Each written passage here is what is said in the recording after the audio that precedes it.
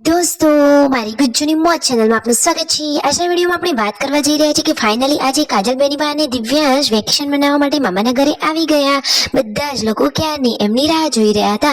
તો ફાઇનલી હવે કાજલ બેન આંગણે પધાર્યા છે તો તેમના મમ્મી પપ્પા અને પરિવારના બધા જ લોકો કેટલા બધા ખુશ થઈ ગયા અને મિતાંશને આ શું થઈ ગયું। અને દોસ્તો, આજે તો રાકેશભાઈ અને શિલ્પા ભાભી કોના લગ્નમાં ગયા, કોના લગ્નનો માહોલ હતો, ક્યાં જવાનું હતું, એ બધી જ માહિતી મળશે તમને મારા આ વિડીયોમાં। મારી ચેનલ ઉપર નવા હોય તો ચેનલને ફટાફટ લાઈક શેર એન્ડ સબસ્ક્રાઇબ કરી દો।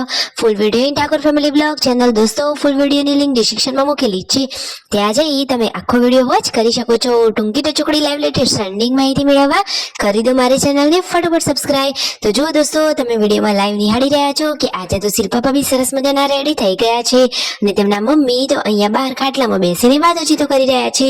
તો ફાઇનલી આજે શિલ્પા ભાભી અને રાકેશભાઈ તૈયાર થઈ ફરીથી ફરવા ચાલ્યા। અરે ના, એ તો જઈ રહ્યા છે એક જગ્યાએ લગ્નમાં, લગ્ન છે ફુદેડામાં। તો ત્યાં જુઓ જોરદાર મજાનો લગ્નનો માહોલ છે અને ત્યાં હાજરી આપવા માટે જઈ રહ્યા છે શિલ્પા ભાભી અને રાકેશભાઈ। તો ત્યાં પહોંચી ગયા છે, મહેમાનોને ભેગા થયા અને પછી જમણવાર ચાલુ થઈ ગયો હતો। તો હવે જમવા માટે બેસી ગયા છે। રાકેશભાઈ અને શિલ્પા ભાભી આવ્યા છે અહીંયા લગ્નમાં, જ્યારે સંજયભાઈ અને રંજીતભાઈ ગયા છે ગાંધીનગર કાજલ બેનીબાને લેવા માટે। તો જુઓ, શિલ્પા ભાભી જમી કરી અને બધા મહેમાનોના ઘરે બેસી રહ્યા હતા, બધાને ત્યાં હાજરી આપી અને હવે જઈ રહ્યા છે તેમના બહેનના ઘરે।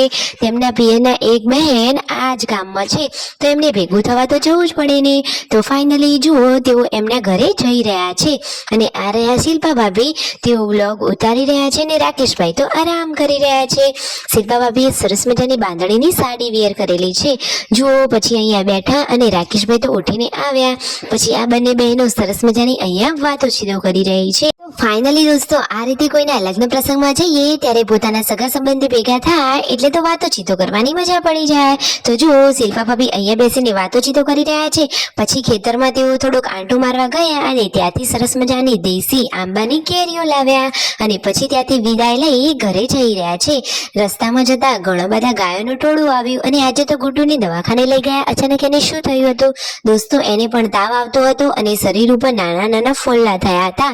તો આજે ડોક્ટર જોડે ચેકઅપ કરાવી લીધો તો ડોક્ટરે કહ્યું છે કે ઓરી અછબડાની એને પણ અસર થઈ છે।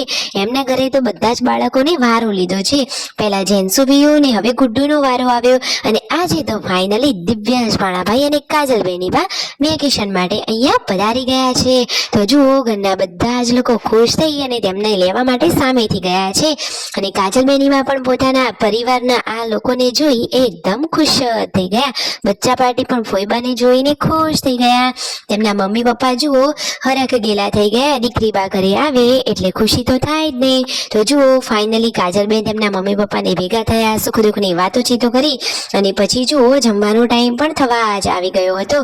તો થોડીક વાર બેઠા અને પછી બધાએ જમવાનું શરૂ કરી લીધું। તો વારા પરથી જેમ બધા કામ પતાવે એમ જમવા માટે બેસી રહ્યા હતા।